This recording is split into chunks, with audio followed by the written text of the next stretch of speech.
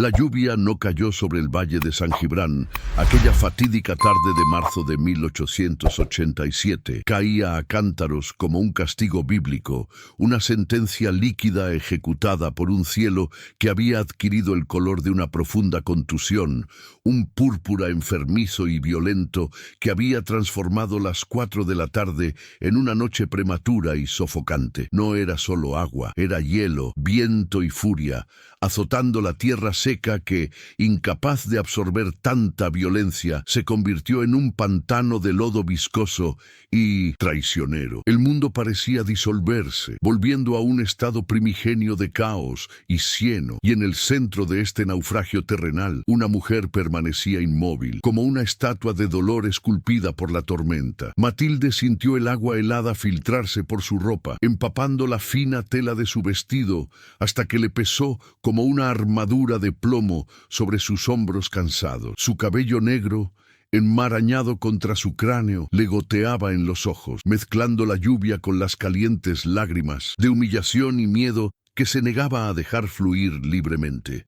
En sus brazos, apretado contra su pecho, en un desesperado intento de protección, el pequeño Diego ardía. El cuerpo del bebé era una brasa viva, un pequeño y frágil horno que emanaba un calor seco y aterrador que contrastaba brutalmente con el frío cortante del vendaval. Con cada respiración, el pecho del niño emitía un siseo agudo, como el sonido de un fuelle roto, un ruido que reverberaba en los huesos de la madre y anunciaba, con la crueldad de los hechos médicos, que su vida pendía de un hilo. Alrededor de sus faldas, aferrados a la tela húmeda como náufragos desesperados a la madera de un barco hundido, estaban sus otros 4 hijos. Juan, el mayor, de tan solo 10 años, permanecía de pie con una rigidez antinatural, con los ojos oscuros fijos en la puerta cerrada que tenía delante, intentando, con la patética valentía de los niños obligados a crecer demasiado rápido, no llorar. Los gemelos de 7 años temblaban violentamente, castañeteando los dientes a un ritmo que se perdía en el rugido del viento, mientras que la pequeña María, de tan solo 5 años, hundía la cara en la espalda de su madre, con los sollozos ahogados por el trueno. El sonido del cerrojo de hierro deslizándose dentro de la choza resonó más fuerte y definitivo que cualquier rayo que pudiera atravesar el cielo. Ese chasquido metálico fue el fin de su vida anterior. Apenas 1 hora antes, el destino de Matilde y su descendencia había sido sellado no por Dios, sino por un hombre de carne y hueso y avaricia. Don Germán Aldama, su cuñado, el hombre que había heredado las tierras y la sangre de su difunto esposo, había pronunciado la sentencia con la indiferencia de quien espanta una mosca. La escena se repetía en la mente de Matilde con la claridad de una pesadilla recurrente. El olor a tabaco viejo y cuero en la oficina de Germán, el sonido de la lluvia golpeando el techo, y su voz, seca como el maíz almacenado en sus graneros. Se acabó la caridad, Matilde. El maíz es para quien lo siembra, la tierra es para quien la trabaja.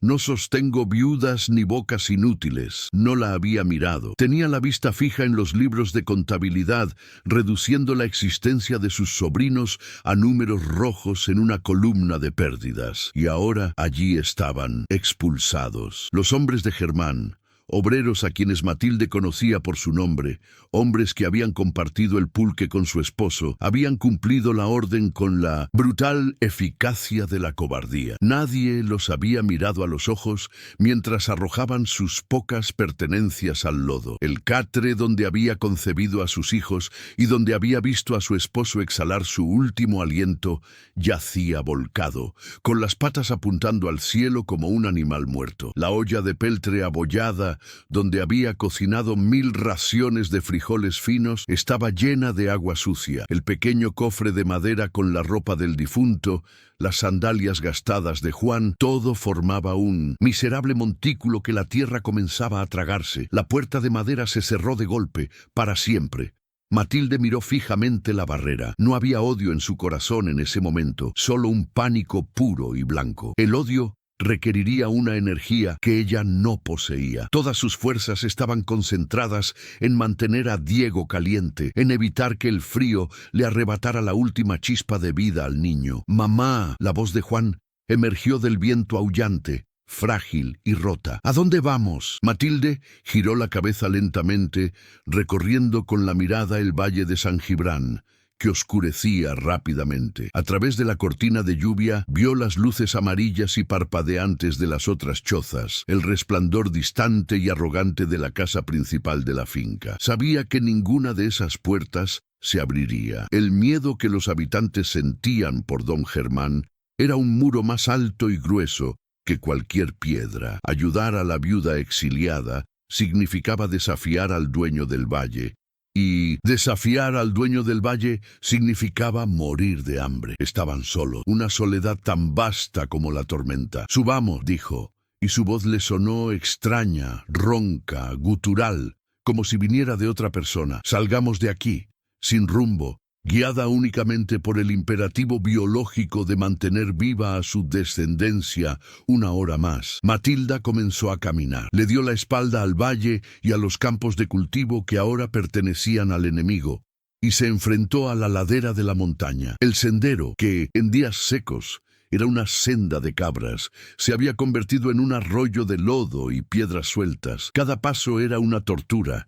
El lodo espeso y arcilloso se aferraba a sus pies descalzos con la succión de 1000 bocas hambrientas, intentando sujetarla, derribarla. El peso de Diego, aunque el niño estaba consumido por la enfermedad, se sentía como el de una piedra de molino. Los gemelos resbalaron, cayeron de rodillas, se levantaron cubiertos de lodo marrón, llorando en silencio, pues el viento les robaba la voz. Matilde no se detuvo. Si se detenía, sabía que no podría volver a caminar. La tormenta arreció, como si la naturaleza misma se sintiera ofendida por la persistencia de la mujer. El viento azotaba los árboles, doblándolos casi hasta el punto de romperlo. El frío le calaba hasta la médula, como una aguja de hielo que le entumecía las extremidades y le nublaba la mente. Matilde sintió que sus pies perdían la sensibilidad, transformándose en muñones de carne entumecidos que movía con pura fuerza de voluntad. Subieron durante media hora, quizá una eternidad.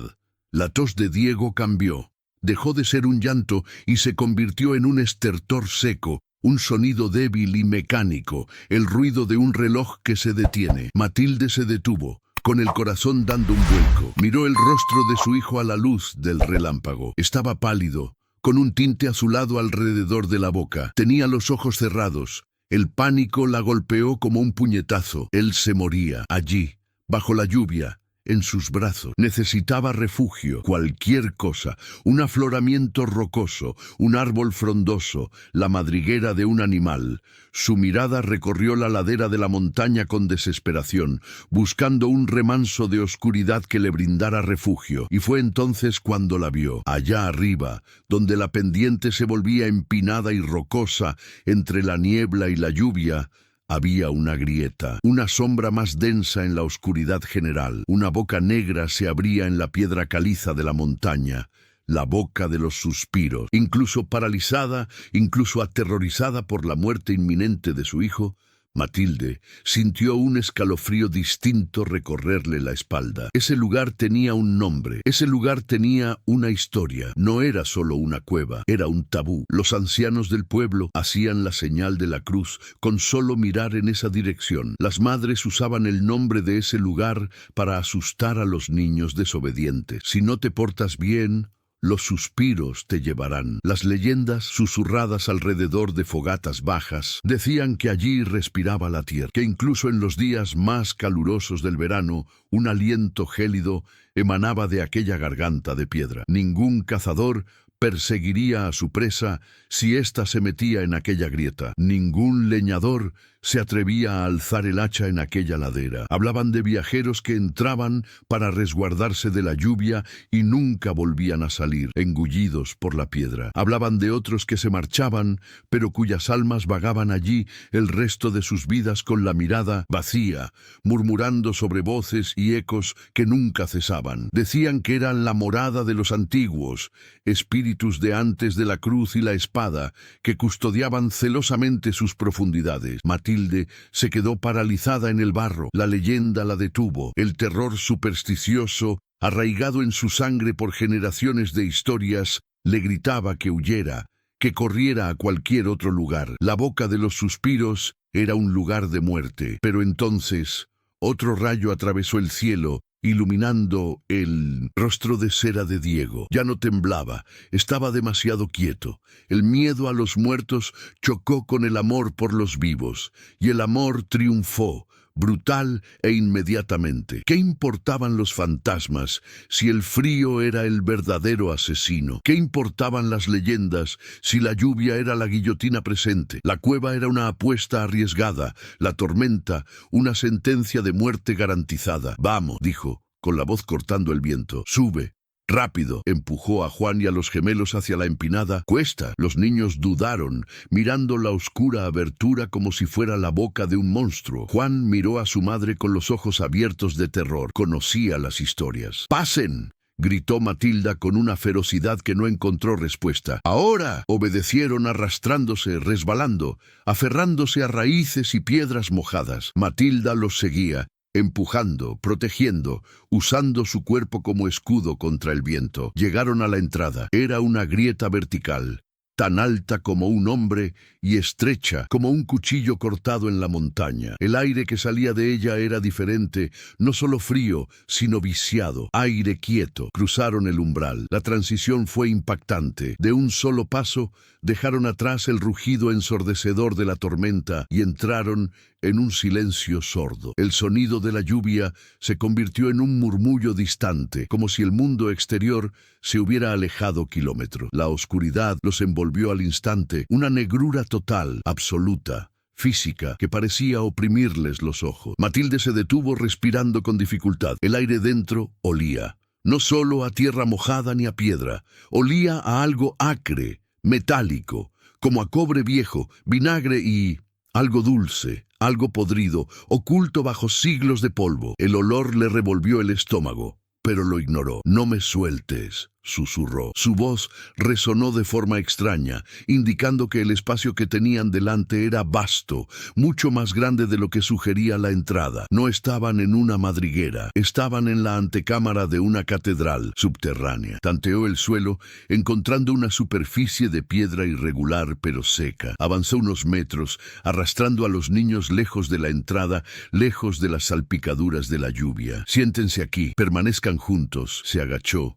protegiendo a Diego con su cuerpo, y con dedos temblorosos y entumecidos por el frío, buscó en el profundo bolsillo de su delantal empapado. Allí, envuelto en varias capas de tela encerada que había preparado con el cuidado de quien sabe que el fuego es vida, estaba su tesoro, una pequeña caja de cerillas. Buscó a tientas desesperadamente. Su mano encontró ramitas, restos de nidos de pájaros, hojas secas que el viento había llevado a la cueva. Había pocas, pero tendrían que servir. La primera cerilla se rompió entre sus dedos, rígida de frío. La segunda se encendió, silbó en el aire húmedo y se apagó antes de tocar la madera. Matilde ahogó un sollozo. Solo quedaban 3. Ahuecó las manos, acercó la cara al pequeño montón de leña y encendió el tercer trozo. Una tímida llama amarilla surgió. Contuvo la respiración, alimentando el fuego con retazos de tela seca arrancados del dobladillo de su enagua. La llama lamió la madera, creció, parpadeó y finalmente prendió. Una luz naranja, parpadeante y fantasmal, iluminó el refugio. Las paredes de la cueva surgían de la oscuridad. Eran altas, de piedra caliza gris, y rezumaban humedad como sudor frío. El techo se desvanecía en las sombras. El espacio era vasto, irregular, lleno de estalactitas que parecían dientes de piedra a punto de caer. Los niños se acurrucaron alrededor de la pequeña fogata, extendiendo sus manos moradas hacia el calor. Matilde le quitó a Diego sus harapos mojados y lo envolvió en su propio rebozo, que había logrado mantener razonablemente seco. El niño estaba inconsciente. Su piel ardía al tacto, pero temblaba violentamente. Matilde lo frotaba, intentando infundirle vida, susurrando oraciones incoherentes. El tiempo perdió su sentido. Permanecieron allí, suspendidos en el vacío, observando las sombras danzar en los muros de piedra. La tormenta del exterior era solo un recuerdo acústico. El miedo a las leyendas comenzó a disminuir, reemplazado por el agotamiento. Quizás los antiguos dormían. Quizás la cueva era solo una cueva. Fue entonces cuando lo oyeron. No venía de la entrada, no venía de afuera, venía de las profundidades, de la garganta oscura de la cueva, más allá del alcance de la luz del fuego. Sonido metálico, un sonido claro, seco, metálico, un sonido ajeno a la naturaleza. No era una piedra cayendo, no era agua goteando. No era el viento, era metal contra piedra, el inconfundible sonido de una herramienta golpeando la roca. El silencio que siguió fue absoluto, tan denso que zumbaba en los oídos. Matilde dejó de acariciar a Diego. Su mano quedó suspendida en el aire. Los niños levantaron la cabeza, con los ojos abiertos, reflejando el terror puro de la llama. Juan miró a su madre con los labios temblorosos. «Mamá», comenzó en un susurro. Matilde se llevó un dedo a los labios con la mirada fija en la oscuridad. Quizás lo había imaginado. Quizás era un eco de la tormenta exterior que se había colado por las grietas. Sonido metálico. Otra vez. Lento, pesado, cansado. Y luego silencio. Y luego otra vez. Clang. Era un ritmo de trabajo. Alguien o algo golpeaba la piedra en lo profundo de la montaña. El sonido era apagado, distante, como si viniera de detrás de un muro grueso, pero era innegable. Era el sonido del picoteo de un minero o el de un martillo en un yacimiento infernal. A Matilda se le heló la sangre. La leyenda de la boca de los suspiros invadió su mente con fuerza. Los hombres que entraron y no salieron, las almas atrapadas. ¿Quién estaría trabajando en la oscuridad absoluta, en medio de una tormenta, en el corazón de una montaña maldita? Es el viento, les mintió a los niños, pero su voz carecía de convicción. El viento hace ruidos extraños aquí. Pero su mano derecha se deslizó lentamente hacia el bulto de ropa que tenía a su lado. Sus dedos encontraron el mango de madera del viejo cuchillo de cocina, la única arma que había rescatado de la casa. Lo agarró hasta que sus nudillos se pusieron blancos. El sonido continuó. Clang, pausa, clang, pausa. Era hipnótico y aterrador. No había prisa en ese sonido, solo una persistencia eterna y desesperada. De repente se detuvo. El último eco se extinguió en la piedra. El silencio regresó, pero ahora denso. No era un silencio vacío, era un silencio que observaba, un silencio que esperaba. Matilde sintió que se le erizaban los pelos de la nuca. Tenía la clara sensación de que algo, en la oscuridad, había dejado de latir para escuchar su respiración. Y entonces Diego gimió. El sonido fue agudo, doloroso. El cuerpo del bebé se arqueó en un espasmo. La fiebre subió violentamente. Empezó a toser, un sonido seco y sin flemas, como si sus pulmones fueran papel arrugado. Tenía los labios agrietados, la lengua hinchada. Matilde se dio cuenta de su error fatal. El fuego lo calentaba, sí, pero la fiebre exigía agua. El niño se deshidrataba rápidamente. El calor del fuego, sin agua para refrescarlo e hidratarlo, lo estaba cocinando por dentro. Necesitaba beber, necesitaba paños húmedos en la frente, pero el agua de afuera era lodo, era veneno. Miró las paredes de la cueva. Estaban húmedas, pero no había charcos, solo el brillo del limo. Entonces, en el silencio entre las toses de Diego, oyó otro sonido, muy débil, muy lejano. Provenía de la misma dirección que el sonido metálico. Plic, plic, plic. El sonido rítmico, musical e inconfundible del agua cayendo sobre la piedra. Un goteo constante, una fuente, estaba allí, en la oscuridad, donde el metal golpeaba. Matilde contempló el oscuro túnel que se abría al fondo de la cámara. Un miedo paralizante luchaba contra el amor maternal. Entrar significaba enfrentarse a lo que había hecho ese sonido. Significaba desafiar a los fantasmas, a los demonios, a la locura, pero quedarse significaba abrazar a su hijo mientras moría de sed y fuego.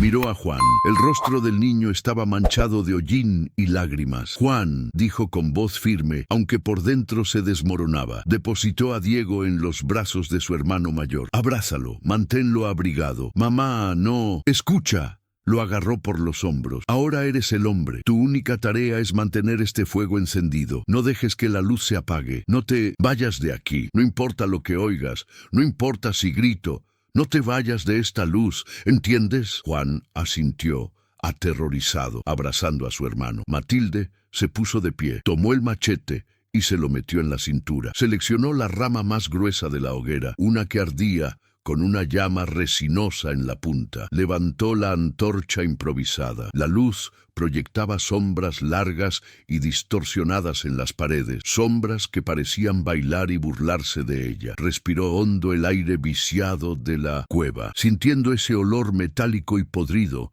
llenar sus pulmones. Le dio la espalda a la seguridad de la fogata y dio el primer paso hacia la oscuridad, hacia el sonido, hacia el misterio que aguardaba en las entrañas de la boca de los suspiros. El túnel se abrió ante Matilda como la garganta de una bestia dormida. El terreno irregular y traicionero estaba cubierto por una capa de limo resbaladizo y piedras sueltas que rodaban bajo sus pies descalzos, produciendo pequeños crujidos que resonaban desproporcionadamente en el vasto silencio. La luz de su antorcha improvisada era frágil, una esfera naranja temblorosa que luchaba contra una oscuridad que parecía tener consistencia física, una brea etérea que intentaba sofocar la llama a cada paso que daba, alejándose de la seguridad de la fogata y sus hijos. El aire en aquel pasillo de piedra era distinto al de la cámara principal. Si afuera olía a lluvia y ozono y a la entrada de la cueva a tierra húmeda, dentro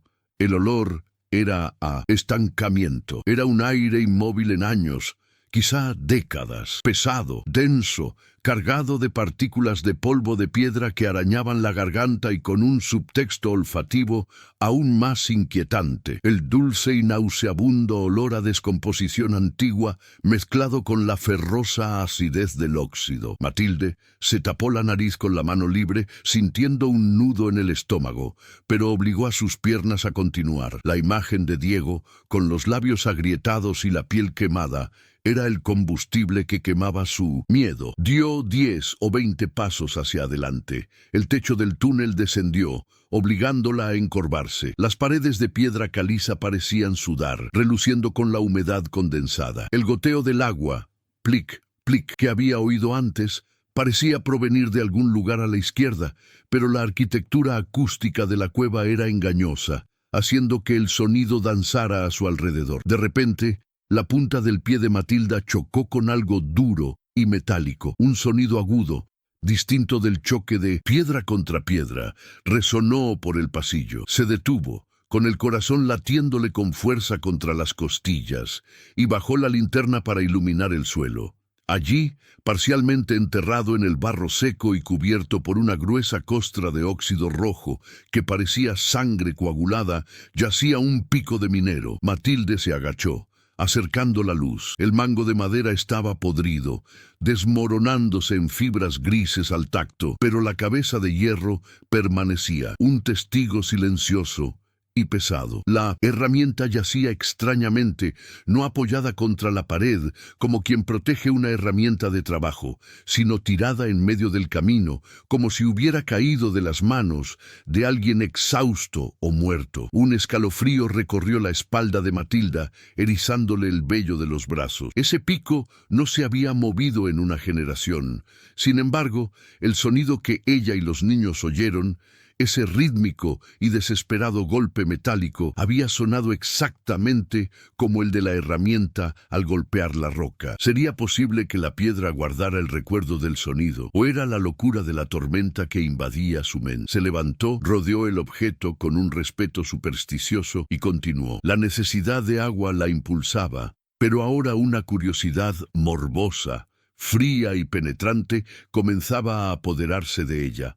La cueva no era natural. Las marcas en las paredes mostraban dónde el hombre había luchado contra la montaña. Unos metros más adelante, la luz de la antorcha reveló una escena que le hizo debilitar las piernas. No era solo un pico abandonado, era un campamento, o lo que quedaba de él, preservado en el vacío estático del subsuelo. Un catre de campaña se apoyaba contra la pared. La lona, consumida por el moho y el tiempo, colgaba hecha jirones de un marco de madera roto. Junto a ella, sobre una piedra plana que había servido de mesa, había una taza de peltre. Estaba abollada, cubierta de polvo, pero allí estaba, un objeto doméstico, humano, terriblemente fuera de lugar en aquel infierno geológico. Cerca, los fragmentos de cristal de una lámpara de aceite rota y una mancha negra de hollín en la pared, donde alguien, tiempo atrás, había intentado mantener la luz encendida hasta la última gota de combustible. No era el refugio de un viajero atrapado bajo la lluvia. La disposición de los objetos hablaba de permanencia. Alguien había vivido allí. Alguien había dormido en ese catre, bebido de esa taza, rezado ante esa lámpara. Alguien había vivido en la oscuridad más absoluta, respirando ese aire viciado, golpeándose contra la piedra. Y la soledad de esa jarra volcada golpeó a Matilde con la fuerza de un golpe físico. Imaginó la oscuridad que caería cuando se acabara el aceite, el silencio, el hambre. Matilde retrocedió un paso, conteniendo la respiración. La leyenda de la boca de los suspiros decía que el lugar estaba maldito por espíritus ancestrales. Pero esto era humano, era una tragedia humana palpable. Miró la pared de roca que tenía delante, donde parecía terminar el túnel. Marcas. La luz de la antorcha iluminó la última pared. No era una formación lisa y natural. Estaba marcada, herida, marcada por miles de golpes de pico, golpes frenéticos, desordenados y superpuestos. El hombre que había estado allí no estaba minando, no buscaba vetas de plata ni de oro. Él estaba tratando de irse. Matilda comprendió con la fuerza de una piedra de molino. Ese túnel no era una entrada, era un callejón sin salida. La boca de los suspiros de Mindomes. Afuera era solo una fisura, una chimenea geológica, una falla que se acercaba a la superficie, pero no lo suficiente. El hombre o los hombres que habían estado allí estaban atrapados dentro, oían el viento, sentían el aire fresco que salía de la fisura e intentaban, con la fuerza de la desesperación, romper la roca para alcanzar la libertad, y fracasaron. El pico roto en el suelo era el monumento a su derrota. El sonido, el estruendo, no era un fantasma llamando, era el eco eterno de ese último esfuerzo. Un agudo gemido proveniente de la entrada de la cueva rompió el trance de Matilde. Era Diego. El sonido recorrió el túnel como una llamada urgente a la vida en medio de la muerte. Su hijo moría de sed y fiebre, mientras ella contemplaba la tumba de un extraño. Agua, pensó, necesito agua. Se giró para abandonar aquel lugar maldito, pero la luz de la antorcha, al girar, iluminó algo a su derecha, en un ramal del túnel que no había visto antes. No era roca, era ladrillo. Matilde se detuvo. ¿Un ladrillo? Allí, en las entrañas de la montaña, impulsada por una fuerza que no podía controlar, se acercó. El ramal terminaba abruptamente, a solo 5 metros del miserable campamento, pero no terminaba en la roca. El túnel estaba bloqueado. Un enorme muro, construido con ladrillos oscuros y mortero grueso, se elevaba del suelo al techo, sellando perfectamente el paso. Acercó la antorcha, sintiendo el calor de la llama en el rostro. La obra era tosca, hecha con prisa, pero sólida como una fortaleza. No había sido un derrumbe,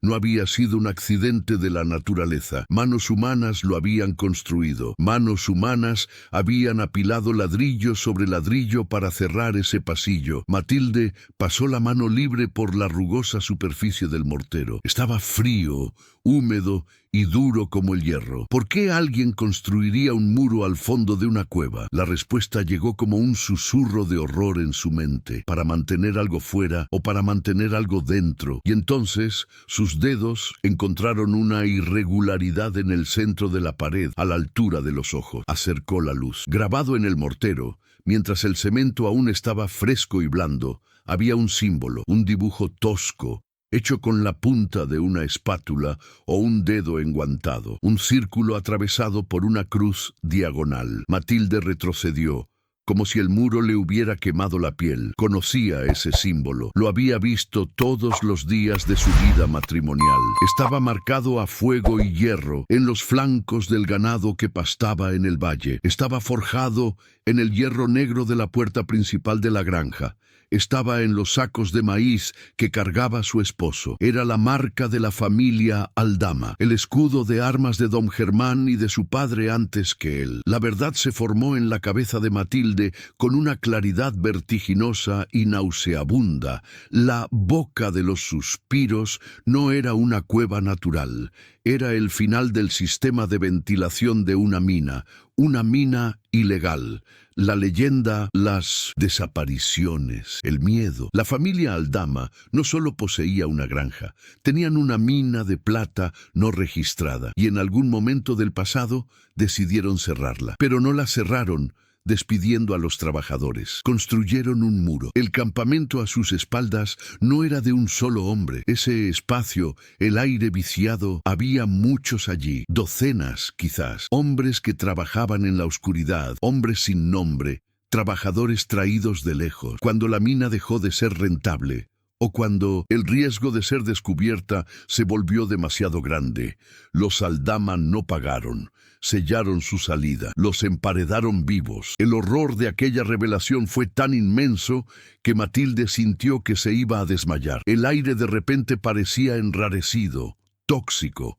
Se encontraba ante una fosa común, una escena de crimen de proporciones bíblicas, firmada con la arrogancia de quienes se consideran dueños de la vida y la muerte. El estruendo, el sonido no cesaba en su cabeza. Eran ellos, eran todos ellos, golpeándose contra la pared, golpeándose contra la roca, gritando hasta quedarse sin aire, hasta que se apagaron las luces, hasta que solo quedó la oscuridad y el hambre. ¡Mami! El grito distante y aterrorizado de Juan resonó en el pasillo. Matilde se dio la vuelta. El muro, el crimen, los muertos, todo era el pasado. Su hijo era el presente. Corrió pasando el pico oxidado, pateando la jarra de peltre que giraba ruidosamente en el suelo de piedra, huyendo de los fantasmas que parecían salir de las sombras para agarrar su vestido. Irrumpió en la cámara principal, sin aliento, con la mirada perdida. Juan estaba allí, abrazando a Diego, llorando. El fuego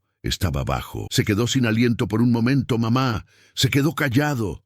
Matilde soltó la antorcha y tomó al bebé en brazos.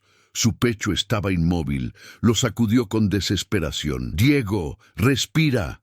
Respira, mi amor. El niño dejó escapar un suspiro agudo y siseante y volvió a respirar, pero era un sonido débil y líquido. Ardía. Tenía la piel seca como un pergamino. Agua. Se había olvidado del agua. El horror del muro le había hecho olvidar la única razón por la que había entrado allí. ¿Dónde está?, preguntó Juan, mirando las manos vacías de su madre. ¿Dónde está el agua? Matilde miró a su alrededor frenéticamente. El túnel de la mina. No podía volver allí. El aire allí era mortal, pero tenía que haber agua. El sonido. Había oído el sonido. Silenció su propia respiración.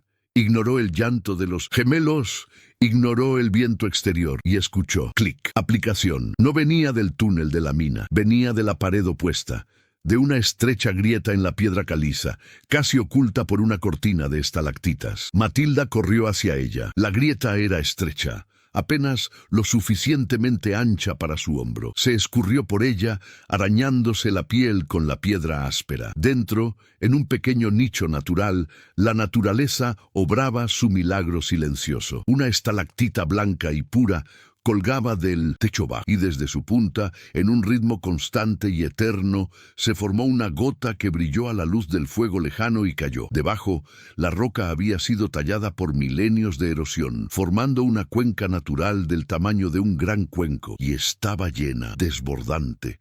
El agua resbalaba por la pared, desapareciendo en una fisura del suelo. Agua cristalina, fría, pura. Matilde soltó un sollozo que era mitad risa, mitad llanto. No tenía cuenco. La jarra de peltre estaba allí, en la tumba, y no la tocaría. Ahora no.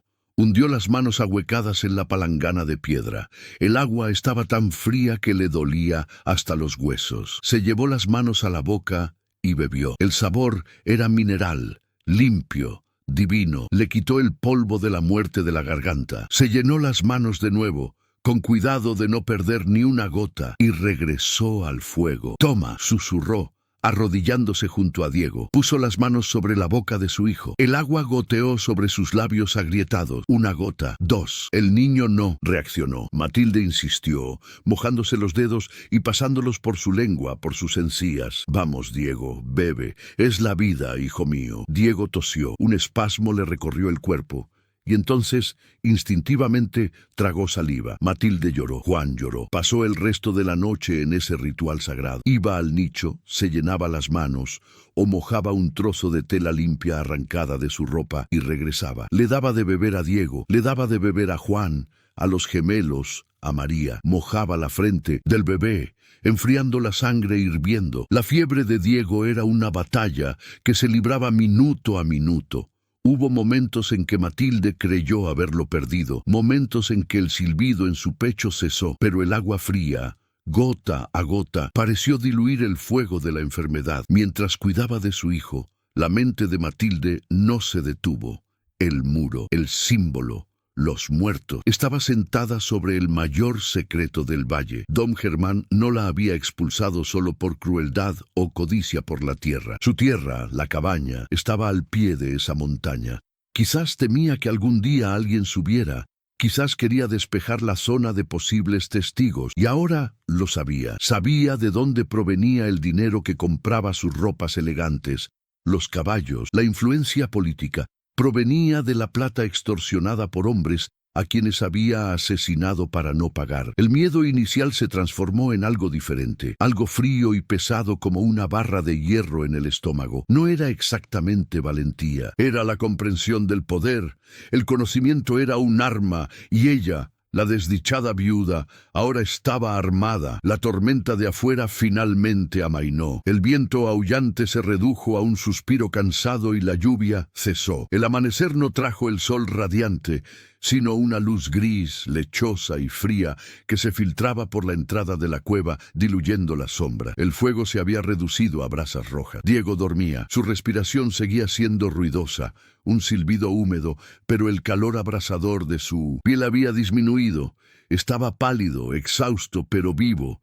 La crisis había pasado. Matilde se levantó. Le crujieron las rodillas. Le dolía el cuerpo como si la hubieran golpeado. Miró a sus hijos dormidos, acurrucados como cachorritos buscando calor. «Juan», susurró, tocándole el hombro al mayor. El niño se despertó sobresaltado, buscando instintivamente un palo para defenderse. «Tranquilo, soy yo. Quédate con ellos, voy a mirar el tiempo». Matilde caminó hacia la entrada de la cueva. El aire matutino era gélido e increíblemente limpio, con ese olor a mundo limpio que solo existe después de una gran tormenta. Salió a la cornisa de piedra. El valle de Sangibrán se extendía bajo ella, sumergido en un mar de niebla espesa y blanca. Solo las copas de los árboles más altos y los tejados de la granja perforaban el manto blanco. Todo estaba quieto, silencioso. El mundo parecía haberse detenido, y entonces ella vio, abajo, donde el sendero de la montaña se unía al camino del valle, emergiendo de la niebla como un espectro,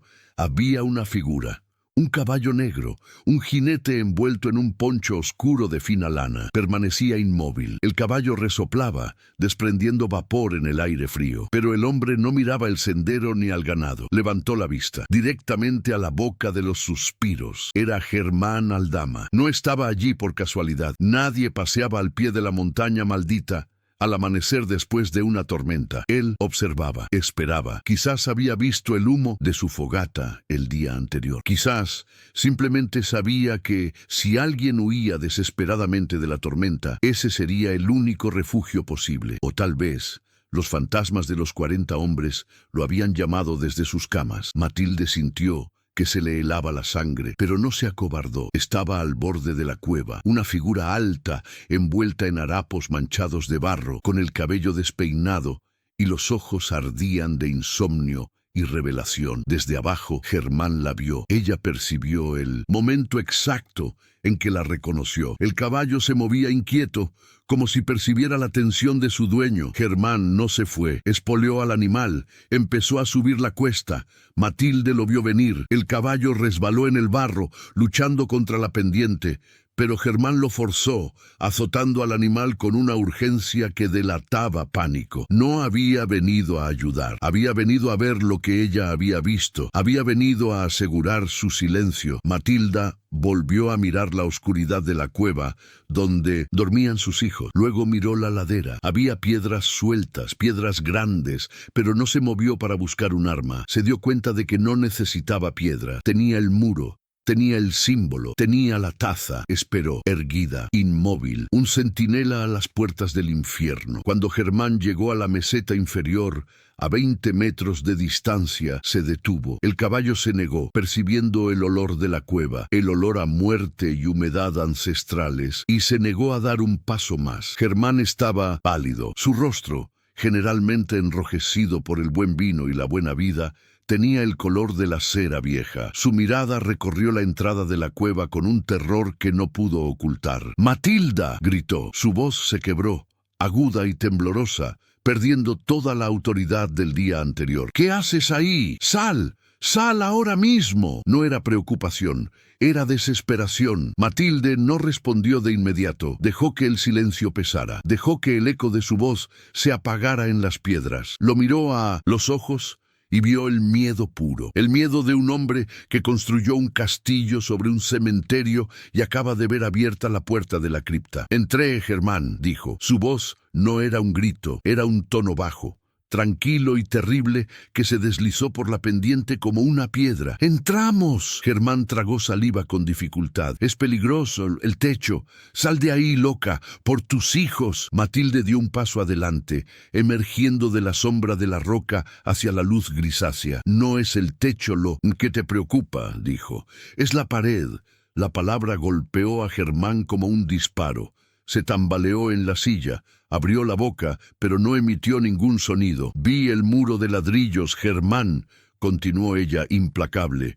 «Vi el mortero y vi el símbolo, el círculo y la cruz, la marca Aldama». El granjero parecía encogerse. El hombre poderoso, dueño del valle, se derrumbó ante una viuda sucia. Tú no entiendes», balbuceó con las manos temblorosas en las riendas. «No fui yo, fue mi padre. El viejo era duro. Él, 40 hombres», dijo Matilda. La cifra le vino a la mente con certeza, aunque no había contado los catres. El tamaño del campamento, la cantidad de herramientas, la sensación. Había docenas de ellos allí, y los encerraste. Tu padre construyó el muro, y tú guardaste el secreto. Comes pan amasado con su sangre. Germán desmontó, o mejor dicho, se cayó del caballo. Sus rodillas se doblaron en el barro. «Se acabó el dinero», gritó histéricamente, intentando justificar lo injustificable ante el fantasma que lo juzgaba. «Se acabó la veta.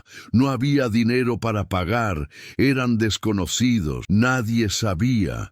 Mi padre dijo que era la única manera de salvar la granja. Si pagábamos, lo perderíamos todo. Así que los amurallaron y trataron de salir cavando». Matilde señaló la cueva que tenía detrás. «Lo oí, Germán. Oí al último golpe. El eco sigue ahí». Germán se cubrió la cara con las manos. «¿Qué vas a hacer?», susurró con la voz apagada. «Ir al cura. ¿Al juez? Comen en mi mesa, pero esto es demasiado. Me colgarían. Me lincharían». La miró, esperando el veredicto. Matilde tenía el poder de destruir a la familia Aldama, de quemar la granja, de vengar su propia expulsión y la muerte de los mineros. Pero Matilde miró hacia atrás, vio el tenue humo de la hoguera que se elevaba desde la cueva. Si denunciaba a Germán, habría justicia, habría caos. Pero ¿qué sería de sus hijos? El juicio duraría meses.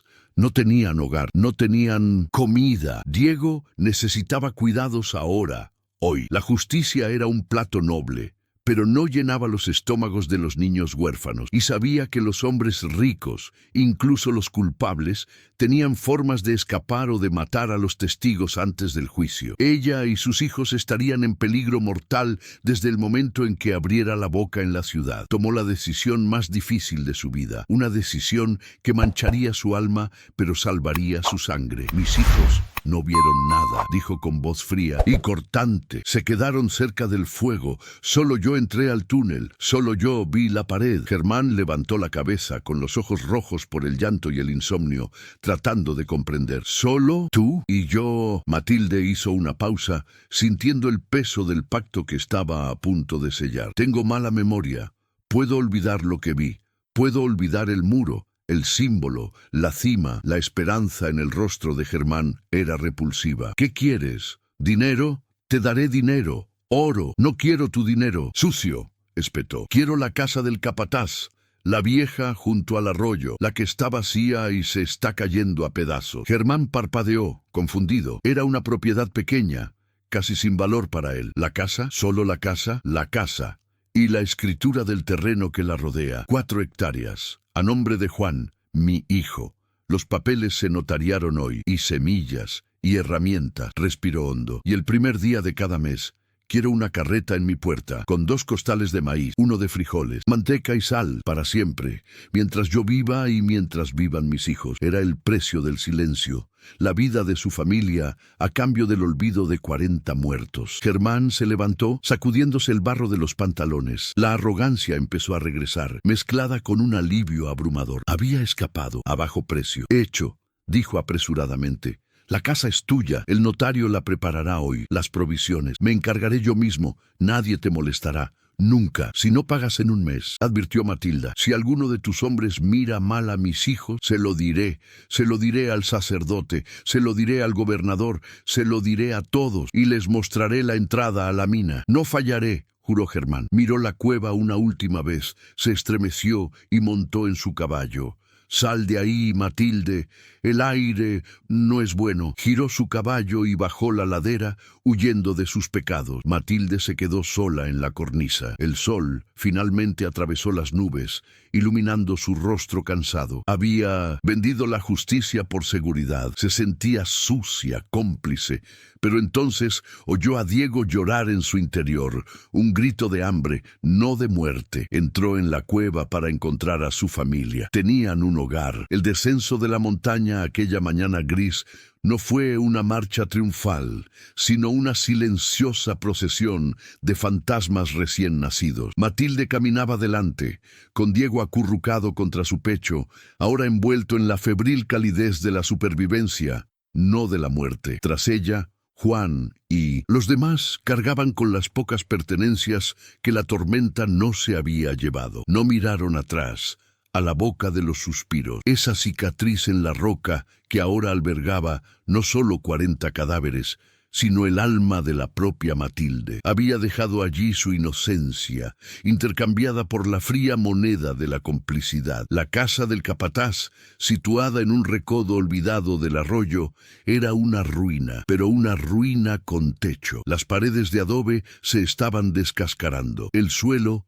era de tierra, apisonada, y las ventanas no tenían cristales, solo contraventanas de madera combadas. Sin embargo, cuando Matilde empujó la puerta y entró, el olor a moho y abandono le pareció el perfume más dulce del mundo. Era el olor de la seguridad. Esa misma tarde, como si lo hubiera impulsado el diablo, apareció el notario del pueblo, sudando con su traje negro, portando papeles, tinta y el sello oficial. No hizo preguntas, no miró a la viuda a los ojos, simplemente le indicó con el pulgar manchado de tinta dónde debía marcar, transfiriendo la propiedad de ese terreno olvidado y 4 hectáreas de suelo pedregoso a nombre de Juan. Así comenzó la nueva vida de la familia, cimentada sobre los inestables cimientos de un crimen oculto. Germán Aldama cumplió su parte del pacto con el celo fanático de quien intenta sobornar a Dios. El primer día de cada mes,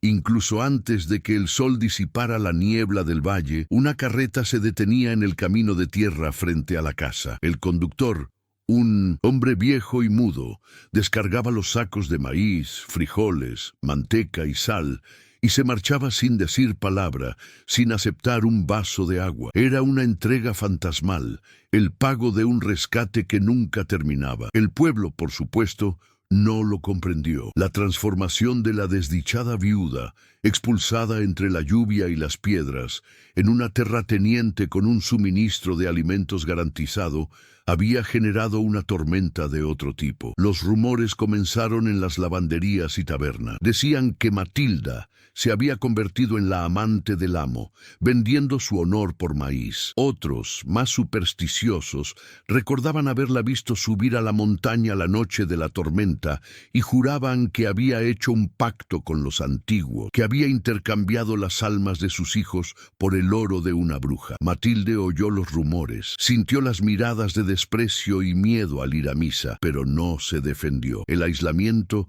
se convirtió en su armadura. Levantó una cerca no solo de madera alrededor de su tierra, sino de silencio alrededor de su familia. No les hablamos, les dijo a sus hijos, sobrevivimos. Y obedecieron. Crecieron como islas, fuertes y solitarias. Juan se adelantó, sus manos se endurecieron sobre el mango de la azada, trabajando la tierra que, aunque comprada con chantaje, respondía al sudor. Diego sobrevivió, pero la cueva dejó su huella, un silbido permanente en su pecho, un silbido que empeoraba en las noches húmedas, recordándole a Matilde, con cada respiración, el precio que pagaron. Han pasado 5 años. El secreto parecía haber sido absorbido por la tierra, digerido por la rutina. Pero la tierra tiene memoria y el agua tiene caminos desconocidos para los hombres. Una tarde de primavera, mientras lavaba ropa junto al arroyo que cruzaba su propiedad, Matilde vio algo brillante en el lodo. La corriente, aumentada por las recientes lluvias en la montaña, removió el lecho del río. Se acercó con el agua helada cubriéndole los tobillos y sacó el objeto. Era una taza de peltre vieja y abollada, cubierta de baba verde. Matilde sintió que el mundo le daba vueltas. Conocía esa taza, la forma en que estaba doblada el asa, la abolladura en el borde. Era la hermana gemela de la que había visto tirada junto al catre podrido, en lo profundo de la mina. El agua de la montaña, filtrándose por las grietas de la roca donde murieron los mineros, había encontrado un camino subterráneo, arrastrando los restos de la muerte hasta el arroyo, hasta la puerta de Matilde. Sostenía el objeto frío en sus manos temblorosas. No era basura, era un mensaje. Los muertos no estaban en silencio, se estaban escapando. En lugar de devolver la taza al agua o enterrarla, Matilde la llevó a casa, la lavó con arena hasta que el metal opaco volvió a brillar, y luego, en un gesto que mezclaba desafío y penitencia, la colocó en el hogar de piedra junto a la pequeña imagen de yeso de la Virgen de Guadalupe, la taza del difunto y la Madre de Dios. Una al lado de la otra, se convirtió en su altar personal, un recordatorio diario de que su vida era un préstamo tomado de una tumba. Luego vino la sequía de 1892. No era una sequía cualquiera, era una plaga solar. El cielo se convirtió en una bóveda de hierro blanca, sin nubes, implacable. El sol bebía la humedad de la tierra con una sed insaciable. El arroyo, que siempre había sido el alma de la pequeña granja, se redujo a un hilo de lodo y luego a polvo agrietado. Las cosechas de Juan, que prometían ser buenas, amarillearon y murieron de pie, convirtiéndose en paja seca que crujía con el viento. Todo el valle sufrió. Los pozos del pueblo se secaron. El ganado de Germán Aldama empezó a morir. Sus cadáveres hinchados salpicaban los pastos como piedras macabras. La comida seguía llegando en la carreta mensual. El pacto de Germán era más fuerte que la naturaleza, pero la comida seca no calmaba la sed. La manteca y el maíz eran inútiles sin agua. Los hijos de Matilde empezaron a marchitarse. Se les agrietaron los labios, se les hundieron los ojos en las cuencas.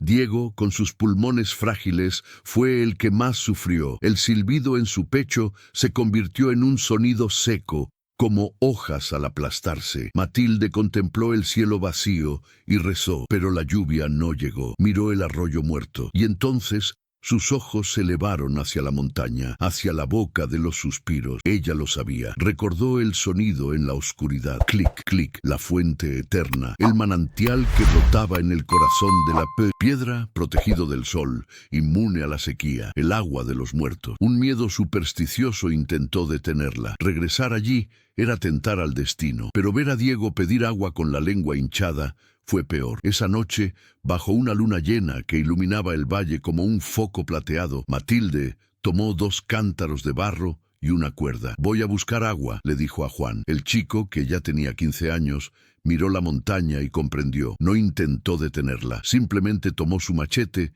y se sentó en la puerta, haciendo guardia. Matilda subió la cuesta. El sendero estaba cubierto de espinas y polvo. Al llegar a la entrada de la cueva, el olor la golpeó de nuevo. Ese olor a tiempo estancado y óxido. Pero esta vez no lo dudó. Entró. Encendió su antorcha. La cueva era exactamente como la recordaba. Un templo de sombras.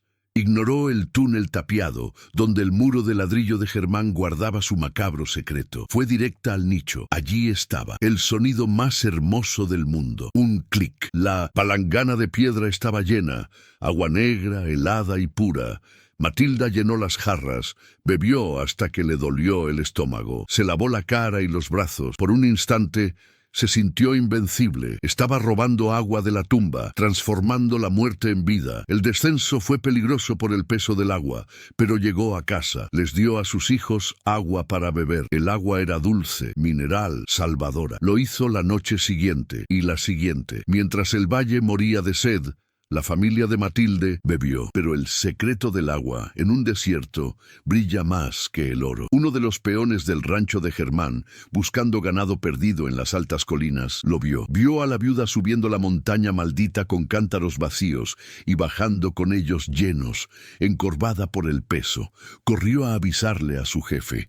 A la tarde siguiente, el polvo del camino anunció la llegada de Germán, pero no venía en carreta, venía a caballo, galopando como un loco, solo. Al entrar en el patio de tierra de la casa de 1900, Matilde, el caballo echaba espuma por la boca. Germán desmontó tambaleándose. La sequía y el miedo lo habían consumido. Estaba delgado, con los ojos hundidos y el cabello blanco despeinado. Su arrogante elegancia se había desvanecido, reemplazada por una paranoia febril. Matilde estaba en el balcón, cosiendo. Juan apareció en la puerta, con una azada en la mano y los músculos tensos. «¿Qué haces?», gritó Germán con la voz ronca y entrecortada. «¿Por qué volviste allí? El trato era alejarte. Lejos de ese lugar». Se abalanzó sobre ella, con los ojos inyectados en sangre. «Estás cavando, es eso. Intentas sacarlos de ahí, quieres destruirme. Te di la casa, te di la comida. ¿Por qué no me dejas en paz?». Estaba delirando. Creía que ella estaba allí para reunir pruebas, para derribar el muro, para liberar a los fantasmas. Matilde se levantó lentamente. Su estatura seguía siendo impresionante. No gritó, no se acobardó. «Mis hijos tenían sed, Germán», dijo con calma. «El agua del valle se acabó. El agua de la montaña, no. Es agua maldita», gritó. «Es su agua. No pueden ir allí. Si alguien los ve, si alguien sube y ve el muro». «Vieron», dijo Matilda. «Me vieron subir». Germán se llevó las manos a la cabeza tirándose del pelo. «Se acabó, lo sabrán.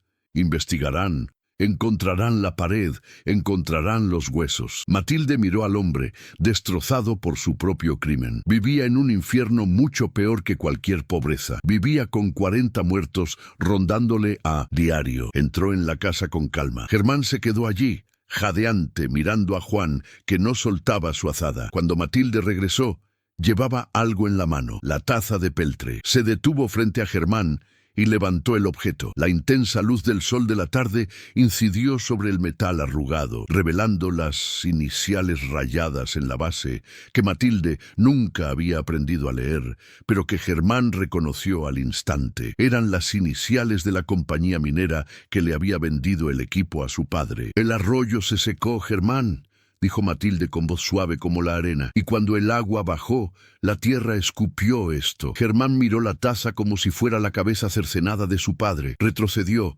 tropezando con sus propias botas. «Salió», susurró, «salió de ahí». «Nada permanece enterrado para siempre», dijo Matilda. «El agua siempre encuentra una salida. La sangre siempre encuentra una salida». Esta taza rodó por la oscuridad, por las grietas, montaña abajo, y aterrizó en mi puerta. «Es un mensaje». Dio un paso hacia él. Germán retrocedió hasta chocar con el flanco del caballo. No estoy cavando, Germán. No necesito hacerlo. La montaña clama por la evidencia. El granjero rompió a llorar. Lágrimas de terror absoluto, como de niño. ¿Qué quieres?, sollozó. Por Dios, ¿qué más quieres? Ya te lo he dado todo. Quiero agua, dijo Matilda. No quiero tener que subir a la tumba para darles de beber a mis hijos. Es peligroso, es agotador. Germán asintió frenéticamente, limpiándose la nariz con la manga de su camisa fina. Agua, sí, agua. Tengo un pozo artesiano en la casa grande. Es profundo.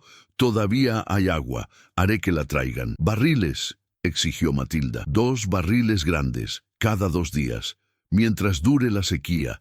Y si la sequía dura 1 año, traerás suficiente para 1 año. Lo traeré, prometió, ya montado en su caballo, desesperado por escapar de esa mujer, de esa cara, de ese juicio. Esta noche el carro vendrá, lo juro. ¿Y Germán?, preguntó Matilde justo cuando él le daba la vuelta al animal. Se detuvo, mirándola con los ojos de un animal acorralado. No te preocupes por los muertos, dijo, bajando la taza. Mientras mis hijos vivan y coman, los muertos se quedarán tranquilos. Te lo garantizo. Germán no respondió. Espoleó a su caballo y huyó, levantando una nube de polvo que tardó un rato en disiparse. Esa noche llegó la carreta con agua, agua limpia y fresca, extraída de las profundidades de la rica tierra. La familia bebió, se lavaron, regaron las pocas plantas que aún se podían salvar. La sequía duró 2 meses más, pero en casa de Matilde el agua nunca faltó. Germán Aldama murió 3 años después. Dicen que su corazón se paró mientras dormía, pero los sirvientes susurraban que gritaba todas las noches,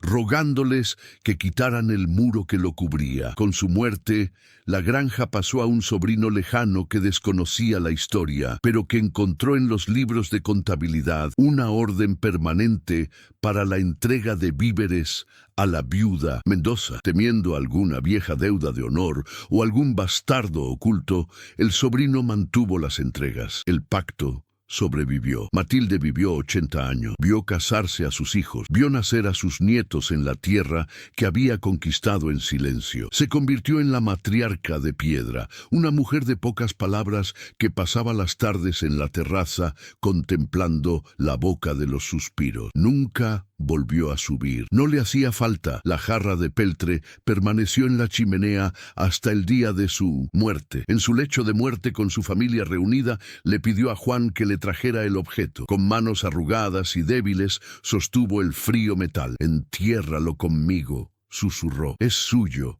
del hombre que golpeó la piedra». Juan, ya canoso, asintió llorando. Sospechaba la verdad, pero nunca la había preguntado. «Mamá», dijo, «¿tuviste miedo esa noche?» Matilde miró los rostros de sus hijos, los hijos de sus hijos, todos vivos, todos fuertes, todos a salvo. «El miedo es para quienes tienen opción, hijo mío», dijo, cerrando los ojos. «Soy madre, no tuve opción». Cuando Matilde murió, la leyenda de la boca de los suspiros cambió. Ya no se hablaba de espíritus malignos. Decían que la montaña tenía un guardián. Decían que si escuchabas atentamente en las noches de tormenta, ya no oirías el golpeteo del metal contra la piedra, ni los suspiros de dolor. Solo oirías el sonido del agua corriendo, limpia y eterna, lavando los pecados del valle. Y así el secreto fue enterrado nuevamente, no detrás de un muro de ladrillos, sino en el corazón de una familia que aprendió que a veces la única forma de superar la oscuridad